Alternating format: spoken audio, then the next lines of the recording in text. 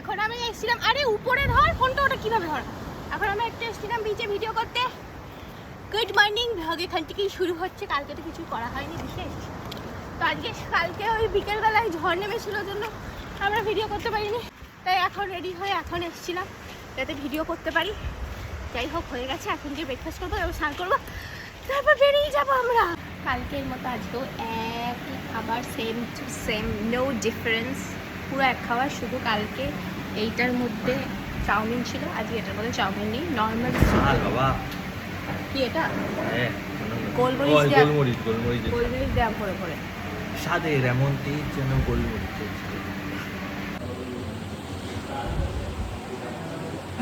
বাসে করে যাব, তাই অবশ্যই কম খাবার, ভাত, ডাল, আলু ভাজা আর ডিম সিদ্ধ আছে, ডিম সিদ্ধ।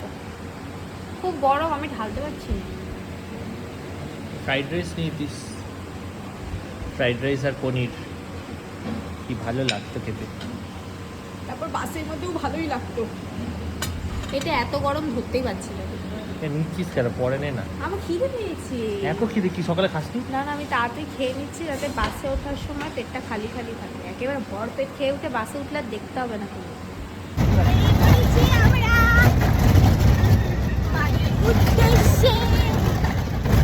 এখন বাসে উঠে কি হবে কেউ জানে না।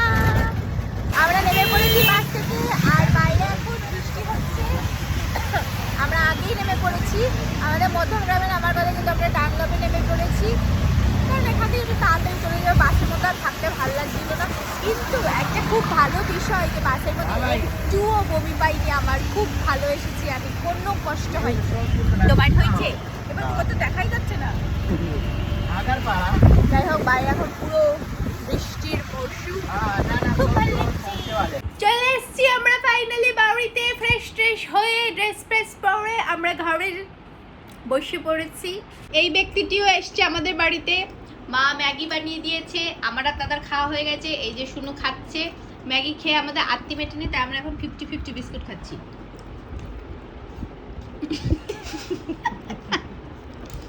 আমি আগের থেকেই ছিলাম। হ্যাঁ, ও তো দাদা হলো অনেকদিন আগে থেকেই রয়েছে। অনেকদিন মানে কি, বেশ মাসখানেক মাসখানেক রয়েছে। যেদিনকে আমরা মন্দারমণির জন্য বেরোলাম সেদিনকেই ও বিকেলবেলায় এসছে। এই হচ্ছে ব্যাপার।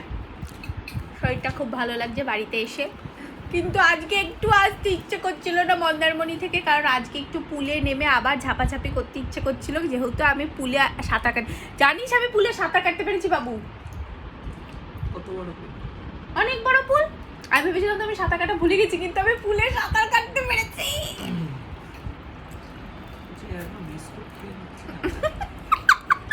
তখন থেকে আমি আরো 50-50টা প্যাকেট ছিল, কিন্তু ফুল প্যাকেট ছিল, আর একটা রয়েছে। কি অবস্থা দেখেছি শুভ আমাদের? এটাও খেয়ে নেবো। এটাও খেয়ে নে।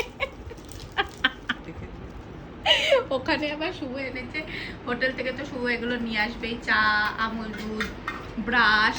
সে জানিস ব্রাশ আমাদের দেয়নি, হ্যাঁ বাবু, ঘরে সে মানে কালকে অবধিও আমাদের ব্রাশ দিয়ে গেলেন না, তো আমাদের ব্রাশ দিয়ে যান, আমাদের ব্রাশ দিয়ে বলে গেছে বাড়ি নিয়ে আসার জন্য। সে ব্রাশ আর পায়নি, যা যা পেয়েছে তাই নিয়ে এসছে। আপনি এইটা লাগিয়ে সেট করে দিন না একবার। দে দাদাকে আমুল দুধ, তো আমুল দুধ খাবে। কি অবস্থা! দিতে চাচ্ছিলাম, নিতে যাচ্ছিস না এটা? তুই তো আসবি তো অবশ্যই, জোর করে ওকে খাওয়াবো এটা। যা, ও তো খেয়েই নিল। রয়েছে না এখন একটুখানি। খেতে ভালো লাগে না আমার। বললাম আমি হাত ধরবো আর দাদা জোর করে মুখে দেবে।